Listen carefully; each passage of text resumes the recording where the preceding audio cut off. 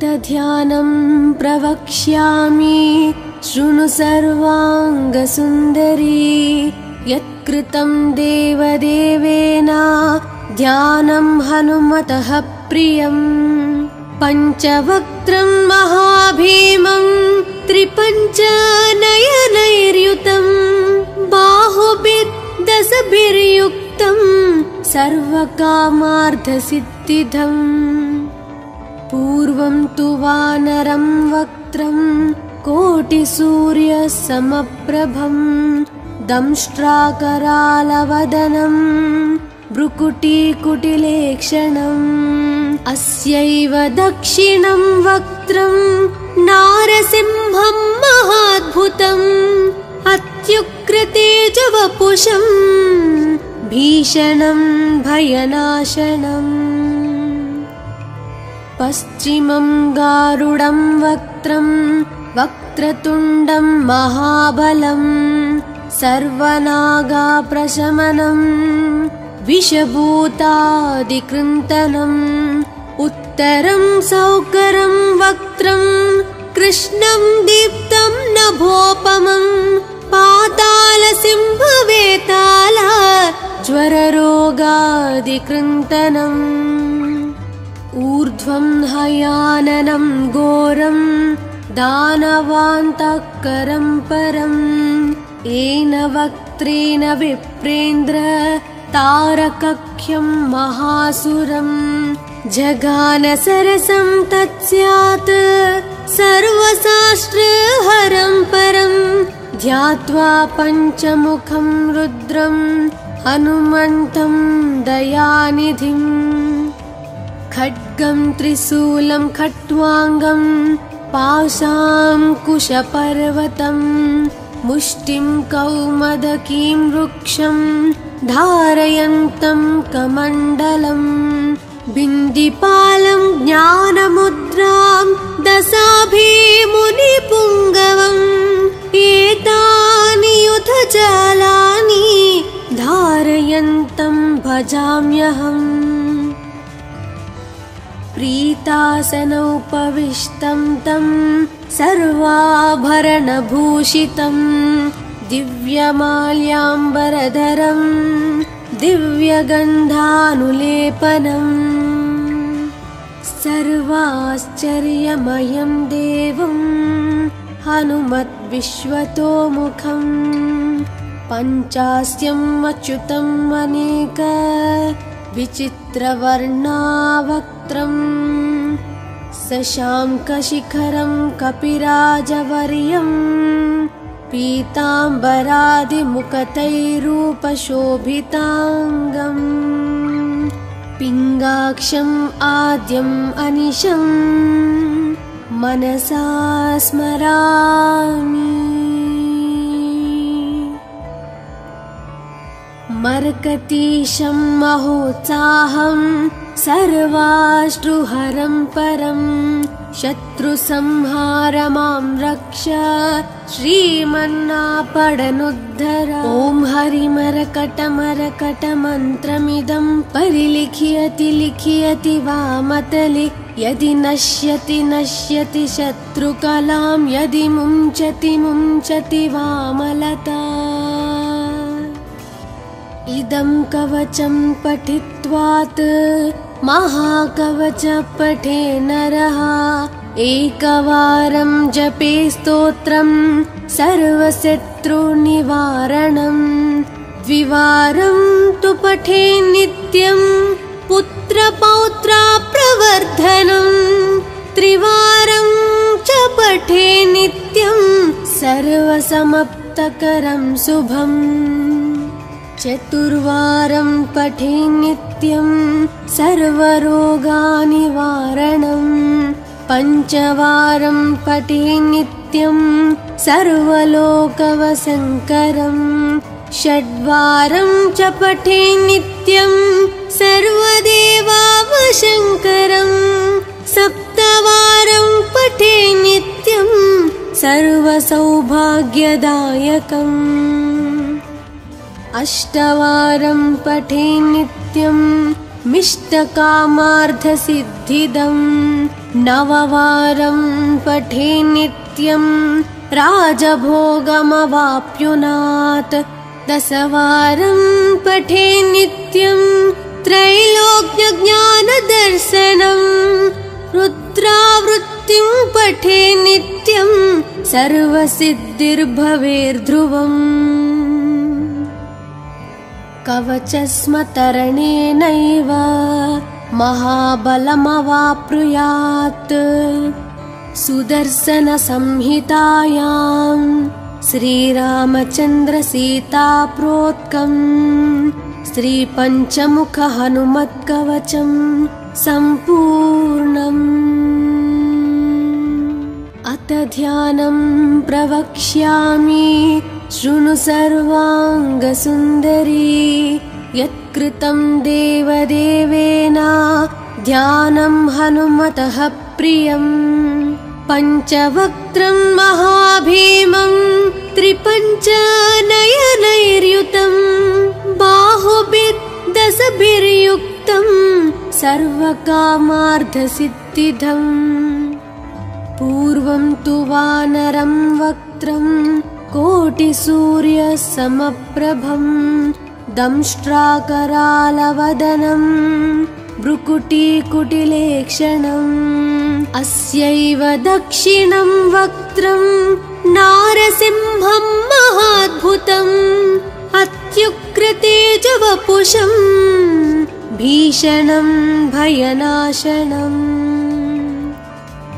पश्चिमं गारुडं वक्त्रं वक्रतुण्डं महाबलं सर्वनागाप्रशमनं विषभूतादिकृन्तनम् उत्तरं सौकरं वक्त्रं कृष्णं दीप्तं नभोपमं पातालसिंहवेताल ज्वररोगादिकृन्तनम् ऊर्ध्वं हयाननं घोरं दानवान्तकरं परम् येन वक्त्रेण विप्रेन्द्र तारकख्यं महासुरं जगानसरसं तत्स्यात् सर्वशास्त्रहरं परं ध्यात्वा पञ्चमुखं रुद्रं हनुमन्तं दयानिधिम् खड्गं त्रिशूलं खट्वाङ्गं पाशाङ्कुशपर्वतं मुष्टिं कौमदकीं वृक्षं धारयन्तं कमण्डलं बिन्दिपालं ज्ञानमुद्रां दशाभिमुनिपुङ्गवम् एतानि युधजालानि धारयन्तं भजाम्यहम् प्रीतासनोपविष्टं तं सर्वाभरणभूषितं दिव्यमाल्याम्बरधरं दिव्यगन्धानुलेपनम् सर्वाश्चर्यमयं देवं हनुमद्विश्वतोमुखं पञ्चास्यम् अच्युतम् अनेक विचित्रवर्णावक्त्रं शशाङ्कशिखरं कपिराजवर्यं पीताम्बरादिमुखतैरूपशोभिताङ्गम् पिङ्गाक्षम् आद्यम् अनिशं मनसा स्मरामि मर्कतीशं महोत्साहं सर्वाश्रुहरं परं शत्रुसंहारमां रक्ष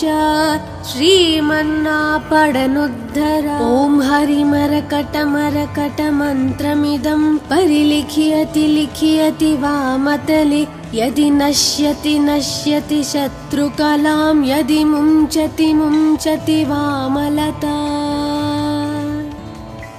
इदं कवचं पठित्वात् महाकवच पठे नरः एकवारं जपे स्तोत्रं सर्वशत्रुनिवारणं द्विवारं तु पठे नित्यं पुत्रपौत्रा प्रवर्धनं त्रिवारं च पठे नित्यं सर्वसमप्तकरं शुभम् चतुर्वारं पठे नित्यं सर्वरोगानिवारणं पञ्चवारं पठे नित्यं सर्वलोकवशङ्करं षड्वारं च पठे नित्यं सर्वदेवावशङ्करं सप्तवारं पठे नित्यं सर्वसौभाग्यदायकम् अष्टवारं पठे नित्यं मिष्टकामार्थसिद्धिदं नववारं पठे नित्यं राजभोगमवाप्नुयात् दशवारं पठे नित्यं त्रैलोक्यज्ञानदर्शनं रुद्रावृत्तिं पठे नित्यं सर्वसिद्धिर्भवेर्ध्रुवम् कवचस्मतरणेनैव महाबलमवाप्नुयात् सुदर्शनसंहितायां श्रीरामचन्द्रसीताप्रोक्तं श्रीपञ्चमुखहनुमत्कवचं सम्पूर्णम् अथ ध्यानं प्रवक्ष्यामि शृणु सर्वाङ्गसुन्दरी यत्कृतं देवदेवेन ध्यानं हनुमतः प्रियं पञ्चवक्त्रं महाभीमं त्रिपञ्चनयनैर्युतं बाहुभिर्दशभिर्युक्तं सर्वकामार्थसिद्धिदम् पूर्वं तु वानरं वक्त्रं कोटिसूर्यसमप्रभं दंष्ट्राकरालवदनं भ्रुकुटीकुटिलेक्षणम् अस्यैव दक्षिणं वक्त्रं नारसिंहं महाद्भुतम् अत्युग्रतेजवपुषं भीषणं भयनाशनम् पश्चिमं गारुडं वक्त्रं वक्रतुण्डं महाबलं सर्वनागाप्रशमनं विषभूतादिकृन्तनम् उत्तरं सौकरं वक्त्रं कृष्णं दीप्तं नभोपमं पातालसिंहवेताल ज्वररोगादिकृन्तनम् ऊर्ध्वं हयाननं घोरं दानवान्तःकरं परम् येन वक्त्रेण विप्रेन्द्र तारकख्यं महासुरं जगानसरसं तत्स्यात् सर्वशास्त्रहरं परं ध्यात्वा पञ्चमुखं रुद्रं हनुमन्तं दयानिधिम् खड्गं त्रिशूलं खट्वाङ्गं पाशाङ्कुशपर्वतं मुष्टिं कौमदकीं वृक्षं धारयन्तं कमण्डलं बिन्दिपालं ज्ञानमुद्रां दशाभिमुनिपुङ्गवम् एतानि युधजालानि धारयन्तं भजाम्यहम् प्रीतासनोपविष्टं तं सर्वाभरणभूषितं दिव्यमाल्याम्बरधरं दिव्यगन्धानुलेपनम् सर्वाश्चर्यमयं देवं हनुमद्विश्वतोमुखं पञ्चास्यम् अच्युतम् अनेक विचित्रवर्णावक्त्रं शशाङ्कशिखरं कपिराजवर्यं पीताम्बरादिमुखतैरूपशोभिताङ्गम् पिङ्गाक्षम् आद्यम् अनिशं मनसा स्मरामि। मर्कतीशं महोत्साहं सर्वाश्रुहरं परं शत्रुसंहार मां रक्ष श्रीमन्नापडनुद्धर। ॐ हरिमरकटमरकटमन्त्रमिदं परिलिख्यति लिख्यति वामतले यदि नश्यति नश्यति शत्रुकलां यदि मुञ्चति मुञ्चति वामलता। इदं कवचं पठित्वात् महाकवच पठे नरः एकवारं जपे स्तोत्रं सर्वशत्रुनिवारणं द्विवारं तु पठे नित्यं पुत्रपौत्राप्रवर्धनं त्रिवारं च पठे नित्यं सर्वसमाप्तकरं शुभम् चतुर्वारं पठे नित्यं सर्वरोगनिवारणं पञ्चवारं पठे नित्यं सर्वलोकवशङ्करं षड्वारं च पठे नित्यं सर्वदेवावशङ्करं सप्तवारं पठे नित्यं सर्वसौभाग्यदायकम् अष्टवारं पठे नित्यं मिष्टकामार्थसिद्धिदं नववारं पठे नित्यं राजभोगमवाप्नुयात् दशवारं पठे नित्यं त्रैलोक्यज्ञानदर्शनं रुद्रावृत्तिं पठे नित्यं सर्वसिद्धिर्भवेर्ध्रुवम् कवचस्मतरणेनैव महाबलमवाप्नुयात् सुदर्शनसंहितायां श्रीरामचन्द्रसीताप्रोक्तं श्रीपञ्चमुखहनुमत्कवचं सम्पूर्णम्। अथ ध्यानं प्रवक्ष्यामि शृणु सर्वाङ्गसुन्दरी यत्कृतं देवदेवेन ध्यानं हनुमतः प्रियं पञ्चवक्त्रं महाभीमं त्रिपञ्चनयनैर्युतं बाहुभिर्दशभिर्युक्तं सर्वकामार्थसिद्धिदम् पूर्वं तु वानरं वक्त्रं कोटिसूर्यसमप्रभं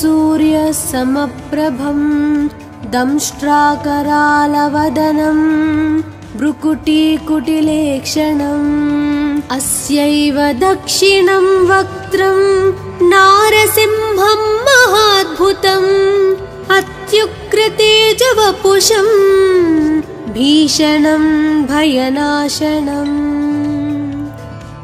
पश्चिमं गारुडं वक्त्रं वक्रतुण्डं महाबलं सर्वनागाप्रशमनं विषभूतादिकृन्तनम् उत्तरं सौकरं वक्त्रं कृष्णं दीप्तं नभोपमं पातालसिंहवेताल ज्वररोगादिकृन्तनम् ऊर्ध्वं हयाननं घोरं दानवान्तकरं परं येन वक्त्रेण विप्रेन्द्र तारकख्यं महासुरं जगान सरसं तत्स्यात् सर्वशास्त्रहरं परं ध्यात्वा पञ्चमुखं रुद्रं हनुमन्तं दयानिधिम् खड्गं त्रिशूलं खट्वाङ्गं पाशाङ्कुशपर्वतं मुष्टिं कौमदकीं वृक्षं धारयन्तं कमण्डलं बिन्दिपालं ज्ञानमुद्रां दशाभिमुनिपुङ्गवम् एतानि युधजालानि धारयन्तं भजाम्यहम् प्रीतासनोपविष्टं तं सर्वाभरणभूषितं दिव्यमाल्याम्बरधरं दिव्यगन्धानुलेपनम् सर्वाश्चर्यमयं देवं हनुमद्विश्वतोमुखं पञ्चास्यम् अच्युतम् अनेक विचित्रवर्णावक्त्रम् शशाङ्कशिखरं कपिराजवर्यं पीताम्बरादिमुखतैरूपशोभिताङ्गम् पिङ्गाक्षम् आद्यम् अनिशं मनसा स्मरामि। मर्कतीशं महोत्साहं सर्वाश्रुहरं परं शत्रुसंहारमां रक्ष श्रीमन्नापडनुद्धर। ॐ हरिमरकटमरकटमन्त्रमिदं परिलिख्यति लिख्यति वामतले यदि नश्यति नश्यति शत्रुकलां यदि मुञ्चति मुञ्चति वामलता। इदं कवचं पठित्वात् महाकवच पठे नरः एकवारं जपे स्तोत्रं सर्वशत्रुनिवारणं द्विवारं तु पठे नित्यं पुत्रपौत्राप्रवर्धनं त्रिवारं च पठे नित्यं सर्वसमाप्तकरं शुभम् चतुर्वारं पठे नित्यं सर्वरोगनिवारणं पञ्चवारं पठे नित्यं सर्वलोकवशङ्करं षड्वारं च पठे नित्यं सर्वदेवावशङ्करं सप्तवारं पठे नित्यं सर्वसौभाग्यदायकम् अष्टवारं पठे नित्यं मिष्टकामार्थसिद्धिदं नववारं पठे नित्यं राजभोगमवाप्नुयात् दशवारं पठे नित्यं त्रैलोक्यज्ञानदर्शनं रुद्रावृत्तिं पठे नित्यं सर्वसिद्धिर्भवेर्ध्रुवम् कवचस्मतरणेनैव महाबलमवाप्नुयात् सुदर्शनसंहितायां श्रीरामचन्द्रसीताप्रोक्तं श्रीपञ्चमुखहनुमत्कवचं सम्पूर्णम्। अथ ध्यानं प्रवक्ष्यामि शृणु सर्वाङ्गसुन्दरी यत्कृतं देवदेवेन ध्यानं हनुमतः प्रियं पञ्चवक्त्रं महाभीमं त्रिपञ्चनयनैर्युतं बाहुभिर्दशभिर्युक्तं सर्वकामार्थसिद्धिदम् पूर्वं तु वानरं वक्त्रं कोटिसूर्यसमप्रभं दंष्ट्राकरालवदनं भ्रुकुटीकुटिलेक्षणम् अस्यैव दक्षिणं वक्त्रं नारसिंहं महाद्भुतम् अत्युग्रतेजवपुषं भीषणं भयनाशनम् पश्चिमं गारुडं वक्त्रं वक्रतुण्डं महाबलं सर्वनागाप्रशमनं विषभूतादिकृन्तनम् उत्तरं सौकरं वक्त्रं कृष्णं दीप्तं नभोपमं पातालसिंहवेताल ज्वररोगादिकृन्तनम् ऊर्ध्वं हयाननं घोरं दानवान्तकरं परं येन वक्त्रेण विप्रेन्द्र तारकख्यं महासुरं जगानसरसं तत्स्यात् सर्वशास्त्रहरं परं ध्यात्वा पञ्चमुखं रुद्रं हनुमन्तं दयानिधिं खड्गं त्रिशूलं खट्वाङ्गं पाशाङ्कुशपर्वतं मुष्टिं कौमदकीं वृक्षं धारयन्तं कमण्डलम् बिन्दिपालं ज्ञानमुद्रां दशाभिमुनिपुङ्गवम् एतानि युधजालानि धारयन्तं भजाम्यहम् प्रीतासनोपविष्टं तं सर्वाभरणभूषितं दिव्यमाल्याम्बरधरं दिव्यगन्धानुलेपनम् सर्वाश्चर्यमयं देवं हनुमद्विश्वतोमुखं पञ्चास्यम् अच्युतम् अनेक विचित्रवर्णावक्त्रम् शशाङ्कशिखरं कपिराजवर्यं पीताम्बरादिमुकुटैरूपशोभिताङ्गम् पिङ्गाक्षम् आद्यम् अनिशम् मनसा स्मरामि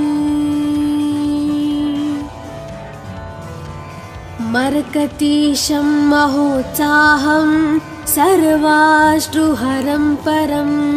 शत्रुसंहारमां रक्ष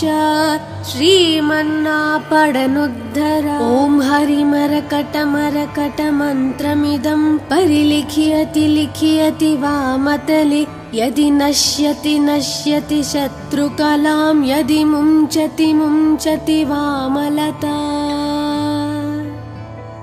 इदं कवचं पठित्वात्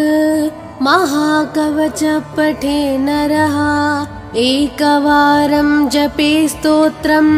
सर्वशत्रुनिवारणं द्विवारं तु पठे नित्यं पुत्रपौत्राप्रवर्धनं त्रिवारं च पठे नित्यं सर्वसमाप्तकरं शुभम् चतुर्वारं पठे नित्यं सर्वरोगनिवारणं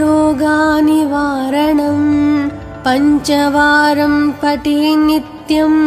सर्वलोकवशङ्करं षड्वारं च पठे नित्यं सर्वदेवावशङ्करं सप्तवारं पठे नित्यं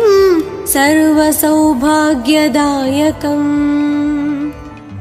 अष्टवारं पठे नित्यं मिष्टकामार्थसिद्धिदं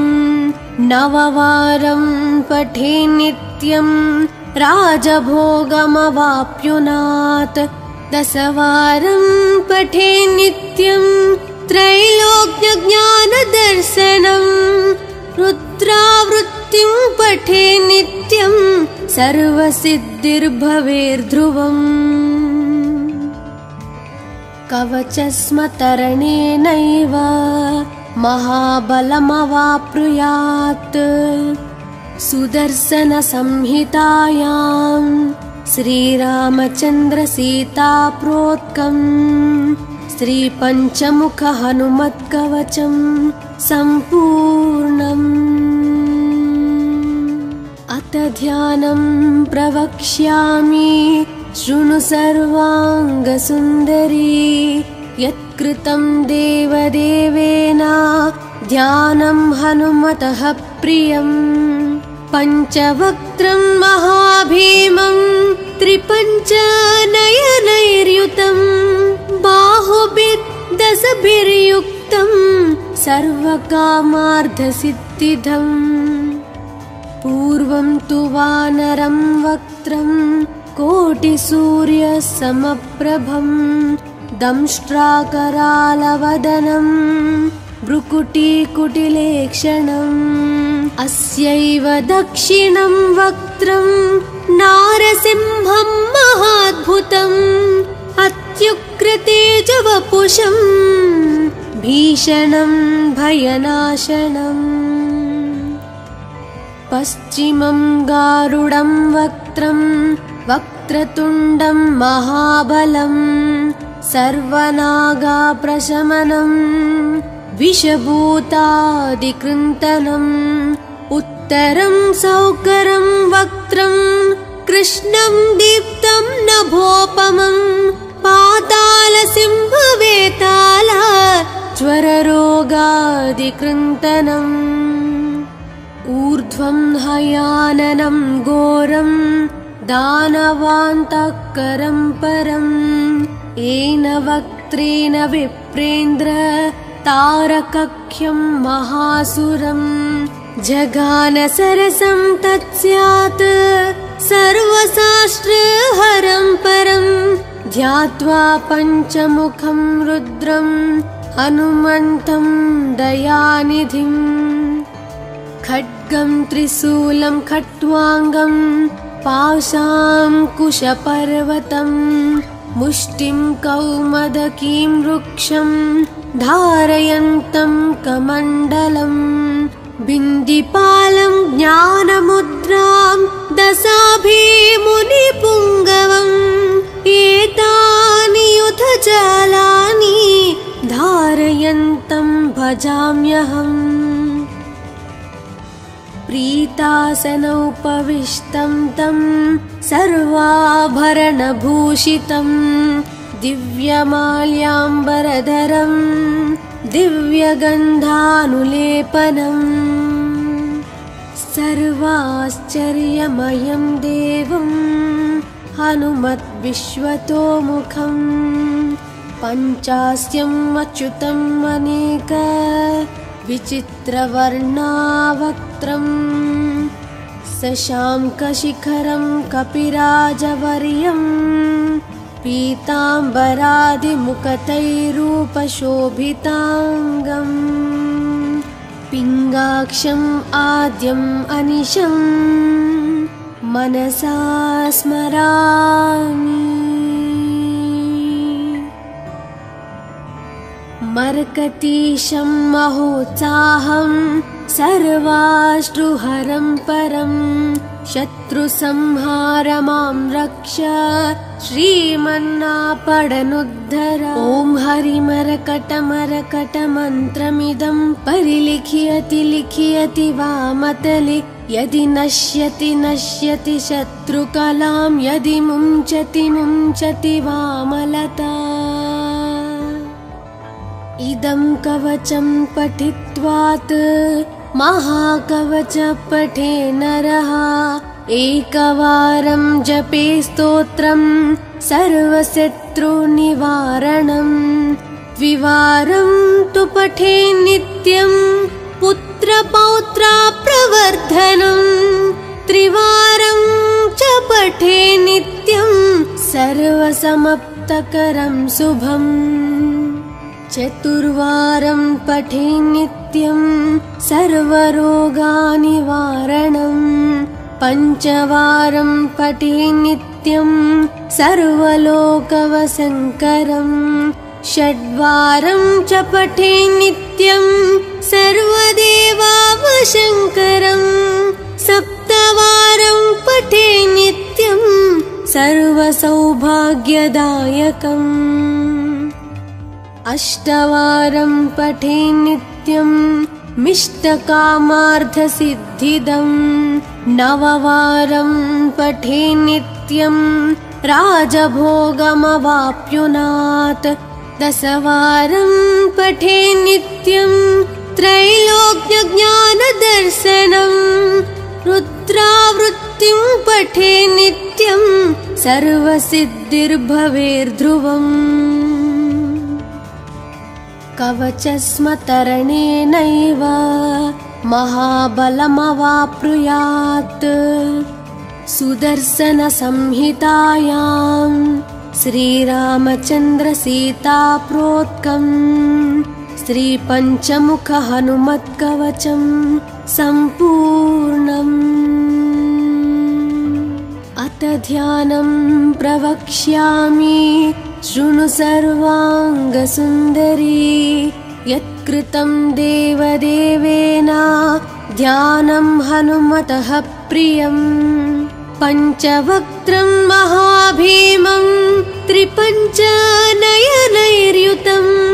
बाहुभिर्दशभिर्युक्तं सर्वकामार्थसिद्धिदम् पूर्वं तु वानरं वक्त्रं कोटिसूर्यसमप्रभं दंष्ट्राकरालवदनं भ्रुकुटीकुटिलेक्षणम् अस्यैव दक्षिणं वक्त्रं नारसिंहं महाद्भुतम् अत्युग्रतेजवपुषं भीषणं भयनाशनम् पश्चिमं गारुडं वक्त्रं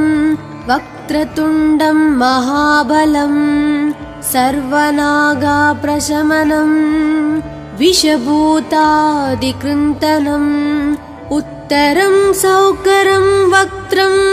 कृष्णं दीप्तं नभोपमं पातालसिंहवेताल ज्वररोगादिकृन्तनम् ऊर्ध्वं हयाननं घोरं दानवान्तःकरं परम् येन वक्त्रेण विप्रेन्द्र तारकख्यं महासुरम् जगानसरसं तत्स्यात् सर्वशास्त्रहरं परं ध्यात्वा पञ्चमुखं रुद्रं हनुमन्तं दयानिधिम् खड्गं त्रिशूलं खट्वाङ्गं पाशाङ्कुशपर्वतं मुष्टिं कौमदकीं वृक्षं धारयन्तं कमण्डलम् बिन्दिपालं ज्ञानमुद्रां दशाभिमुनिपुङ्गवम् एतानि युधजालानि धारयन्तं भजाम्यहम् प्रीतासनोपविष्टं तं सर्वाभरणभूषितं दिव्यमाल्याम्बरधरं दिव्यगन्धानुलेपनम् सर्वाश्चर्यमयं देवं हनुमद्विश्वतोमुखं पञ्चास्यम् अच्युतम् अनेक विचित्रवर्णावक्त्रं शशाङ्कशिखरं कपिराजवर्यं पीताम्बरादिमुखतैरूपशोभिताङ्गम् पिङ्गाक्षम् आद्यम् अनिशं मनसा स्मरामि मर्कटीशं महोत्साहं सर्वाश्रुहरं परं शत्रुसंहारमां रक्ष श्रीमन्नापडनुद्धर ॐ हरिमरकटमरकटमन्त्रमिदं परिलिख्यति लिख्यति वामतले यदि नश्यति नश्यति शत्रुकलां यदि मुञ्चति मुञ्चति वामलता इदं कवचं पठित्वात् महाकवच पठे नरः एकवारं जपे स्तोत्रं सर्वशत्रुनिवारणं द्विवारं तु पठे नित्यं पुत्रपौत्राप्रवर्धनं त्रिवारं च पठे नित्यं सर्वसमाप्तकरं शुभम् चतुर्वारं पठे नित्यं सर्वरोगानिवारणं पञ्चवारं पठे नित्यं सर्वलोकवशङ्करं षड्वारं च पठे नित्यं सर्वदेवावशङ्करं सप्तवारं पठे नित्यं सर्वसौभाग्यदायकम् अष्टवारं पठे नित्यं मिष्टकामार्थसिद्धिदं नववारं पठे नित्यं राजभोगमवाप्युनात् दशवारं पठे नित्यं त्रैलोक्यज्ञानदर्शनं शान्तिं पठे नित्यं सर्वसिद्धिर्भवेर्ध्रुवम् कवचस्मतरणेनैव महाबलमवाप्नुयात् सुदर्शनसंहितायां श्रीरामचन्द्रसीताप्रोक्तम् श्रीपञ्चमुखहनुमत्कवचं सम्पूर्णम् अथ ध्यानं प्रवक्ष्यामि शृणु सर्वाङ्गसुन्दरी यत्कृतं देवदेवेन ध्यानं हनुमतः प्रियम् पञ्चवक्त्रं महाभीमं त्रिपञ्चनयनैर्युतं बाहुभिर्दशभिर्युक्तं सर्वकामार्थसिद्धिदम् पूर्वं तु वानरं वक्त्रं कोटिसूर्यसमप्रभं दंष्ट्राकरालवदनं भ्रुकुटीकुटिलेक्षणम् अस्यैव दक्षिणं वक्त्रं नारसिंहं महाद्भुतम् अत्युग्रतेजवपुषं भीषणं भयनाशनम् पश्चिमं गारुडं वक्त्रं वक्रतुण्डं महाबलं सर्वनागाप्रशमनं विषभूतादिकृन्तनम् उत्तरं सौकरं वक्त्रं कृष्णं दीप्तं नभोपमं पातालसिंहवेताल ज्वररोगादिकृन्तनम् ऊर्ध्वं हयाननं घोरं दानवान्तकरं परम् येन वक्त्रेण विप्रेन्द्र तारकख्यं महासुरम् जघानसरसं तत्स्यात् सर्वशास्त्रहरं परं ध्यात्वा पञ्चमुखं रुद्रं हनुमन्तं दयानिधिम् खड्गं त्रिशूलं खट्वाङ्गं पाशाङ्कुशपर्वतं मुष्टिं कौमदकीं वृक्षं धारयन्तं कमण्डलम् बिन्दिपालं ज्ञानमुद्रां दशाभिमुनिपुङ्गवम् एतानि युधजालानि धारयन्तं भजाम्यहम् प्रीतासनोपविष्टं तं सर्वाभरणभूषितं दिव्यमाल्याम्बरधरं दिव्यगन्धानुलेपनम् सर्वाश्चर्यमयं देवं हनुमद्विश्वतोमुखं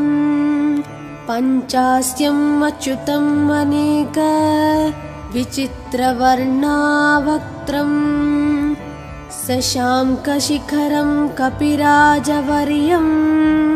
पीताम्बरादिमुखतैरूपशोभिताङ्गम् पिङ्गाक्षम् आद्यम् अनिशं मनसा स्मरामि मर्कतीशं महोत्साहं सर्वाश्रुहरं परं शत्रुसंहार मां रक्ष श्रीमन्नापडनुद्धर ॐ हरिमरकटमरकटमन्त्रमिदं परिलिखयति लिखयति वामतले यदि नश्यति नश्यति शत्रुकलां यदि मुञ्चति मुञ्चति वामलता इदं कवचं पठित्वात् महाकवच पठे नरः एकवारं जपे स्तोत्रं सर्वशत्रुनिवारणम् द्विवारं तु पठे नित्यं पुत्रपौत्राप्रवर्धनम् त्रिवारं च पठे नित्यं सर्वसमाप्तकरं शुभम् चतुर्वारं पठे नित्यं सर्वरोगनिवारणम् पञ्चवारं पठे नित्यं सर्वलोकवशङ्करं। षड्वारं च पठे नित्यं सर्वदेवावशङ्करं। सप्तवारं पठे नित्यं सर्वसौभाग्यदायकम्। अष्टवारं पठे नित्यं मिष्टकामार्थसिद्धिदम्। नववारं पठे नित्यं राजभोगमवाप्नुयात्।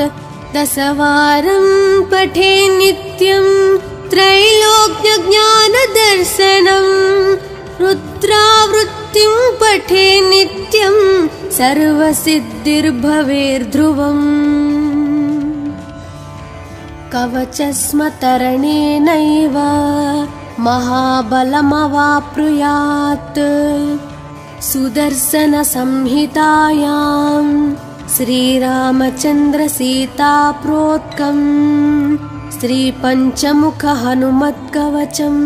सम्पूर्णम्। अथ ध्यानं प्रवक्ष्यामि शृणु सर्वाङ्गसुन्दरी। यत्कृतं देवदेवेन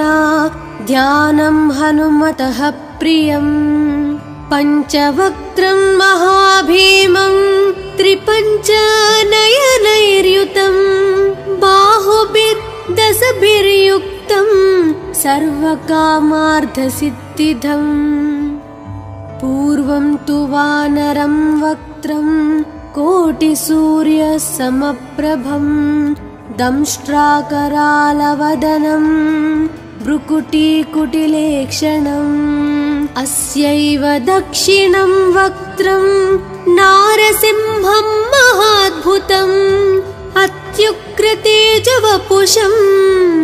भीषणं भयनाशनम्।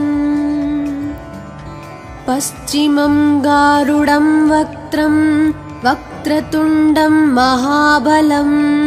सर्वनागाप्रशमनं विषभूतादिकृन्तनम्। उत्तरं सौकरं वक्त्रं कृष्णं दीप्तं नभोपमं। पातालसिंहवेताल ज्वररोगादिकृन्तनम्। ऊर्ध्वं हयाननं घोरं दानवान्तकरं परम्। येन वक्त्रेण विप्रेन्द्र तारकख्यं महासुरम्। जगानसरसं तत्स्यात् सर्वशास्त्रहरं परम्। ध्यात्वा पञ्चमुखं रुद्रं हनुमन्तं दयानिधिम्। खड्गं त्रिशूलं खट्वाङ्गं पाशाङ्कुशपर्वतं। मुष्टिं कौमदकीं वृक्षं धारयन्तं कमण्डलम्। बिन्दिपालं ज्ञानमुद्रां दशाभिमुनिपुङ्गवम्। एतानि युधजालानि धारयन्तं भजाम्यहम्। प्रीतासनोपविष्टं तं सर्वाभरणभूषितं। दिव्यमाल्याम्बरधरं दिव्यगन्धानुलेपनम्। सर्वाश्चर्यमयं देवं हनुमद्विश्वतोमुखम्। पञ्चास्यम् अच्युतम् अनेक विचित्रवर्णावक्त्रम्। शशाङ्कशिखरं कपिराजवर्यं। पीताम्बरादिमुखतैरूपशोभिताङ्गम्। पिङ्गाक्षम् आद्यम् अनिशम् मनसा स्मरामि। मर्कटीशं महोत्साहं सर्वाश्रुहरं परं। शत्रुसंहार मां रक्ष श्रीमन्नापडनुद्धर ॐ हरिमरकटमरकटमन्त्रमिदं परिलिखियति लिखियति वामतले यदि नश्यति नश्यति शत्रुकलां यदि मुञ्चति मुञ्चति वामलता इदं कवचं पठित्वात् महाकवच पठे नरः एकवारं जपे स्तोत्रं सर्वशत्रुनिवारणं द्विवारं तु पठे नित्यं पुत्रपौत्राप्रवर्धनं त्रिवारं च पठे नित्यं सर्वसमाप्तकरं शुभम् चतुर्वारं पठे नित्यं सर्वरोगनिवारणं पञ्चवारं पठे नित्यं सर्वलोकवशङ्करं षड्वारं च पठे नित्यं सर्वदेवावशङ्करं सप्तवारं पठे नित्यं सर्वसौभाग्यदायकम् अष्टवारं पठे नित्यं मिष्टकामार्थसिद्धिदं नववारं पठे नित्यं राजभोगमवाप्नुयात् दशवारं पठे नित्यं त्रैलोक्यज्ञानदर्शनं रुद्रावृत्तिं पठे नित्यं सर्वसिद्धिर्भवेर्ध्रुवम् कवचस्मतरणेनैव महाबलमवाप्नुयात् सुदर्शनसंहितायां श्रीरामचन्द्रसीताप्रोक्तं श्रीपञ्चमुखहनुमत्कवचं सम्पूर्णम् अथ ध्यानं प्रवक्ष्यामि शृणु सर्वाङ्गसुन्दरी यत्कृतं देवदेवेन ध्यानं हनुमतः प्रियं पञ्चवक्त्रं महाभीमं त्रिपञ्चनयनैर्युतं बाहुभिर्दशभिर्युक्तं सर्वकामार्थसिद्धिदम् पूर्वं तु वानरं वक्त्रं कोटिसूर्यसमप्रभं दंष्ट्राकरालवदनं भ्रुकुटीकुटिलेक्षणम् अस्यैव दक्षिणं वक्त्रं नारसिंहं महाद्भुतम् अत्युग्रतेजवपुषं भीषणं भयनाशनम् पश्चिमं गारुडं वक्त्रं वक्रतुण्डं महाबलं सर्वनागाप्रशमनं विषभूतादिकृन्तनम् उत्तरं सौकरं वक्त्रं कृष्णं दीप्तं नभोपमं पातालसिंहवेताल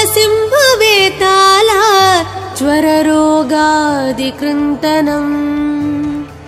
ऊर्ध्वं हयाननं घोरं दानवान्तकरं परं येन वक्त्रेण विप्रेन्द्र तारकख्यं महासुरं जगानसरसं तत्स्यात् सर्वशास्त्रहरं परं ध्यात्वा पञ्चमुखं रुद्रं हनुमन्तं दयानिधिम् खड्गं त्रिशूलं खट्वाङ्गं पाशाङ्कुशपर्वतं मुष्टिं कौमदकीं वृक्षं धारयन्तं कमण्डलम् बिन्दिपालं ज्ञानमुद्रां दशाभिमुनिपुङ्गवम् एतानि युधजालानि धारयन्तं भजाम्यहम् प्रीतासनोपविष्टं तं सर्वाभरणभूषितं दिव्यमाल्याम्बरधरं दिव्यगन्धानुलेपनम् सर्वाश्चर्यमयं देवं हनुमद्विश्वतोमुखम् पञ्चास्यम् अच्युतम् अनेक विचित्रवर्णावक्त्रम् शशाङ्कशिखरं कपिराजवर्यम् पीताम्बरादिमुखतैरूपशोभिताङ्गम् पिङ्गाक्षम् आद्यम् अनिशम् मनसा स्मरामि। मर्कतीशं महोत्साहं सर्वाश्रुहरं परं शत्रुसंहारमां रक्ष श्रीमन्नापडनुद्धर। ॐ हरिमरकटमरकटमन्त्रमिदं परिलिख्यति लिख्यति वामतले यदि नश्यति नश्यति शत्रुकलां यदि मुञ्चति मुञ्चति वामलता। इदं कवचं पठित्वात् महाकवच पठे नरः एकवारं जपे स्तोत्रं सर्वशत्रुनिवारणं द्विवारं तु पठे नित्यं पुत्रपौत्राप्रवर्धनं त्रिवारं च पठे नित्यं सर्वसमाप्तकरं शुभम् चतुर्वारं पठे नित्यं सर्वरोगनिवारणं पञ्चवारं पठे नित्यं सर्वलोकवशङ्करं षड्वारं च पठे नित्यं सर्वदेवावशङ्करं सप्तवारं पठे नित्यं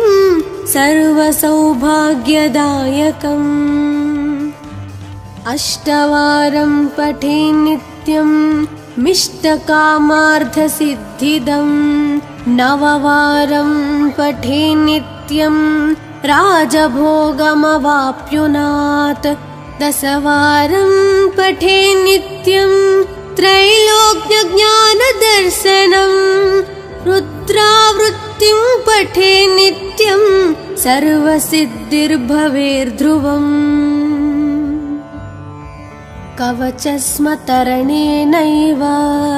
महाबलमवाप्नुयात् सुदर्शनसंहितायां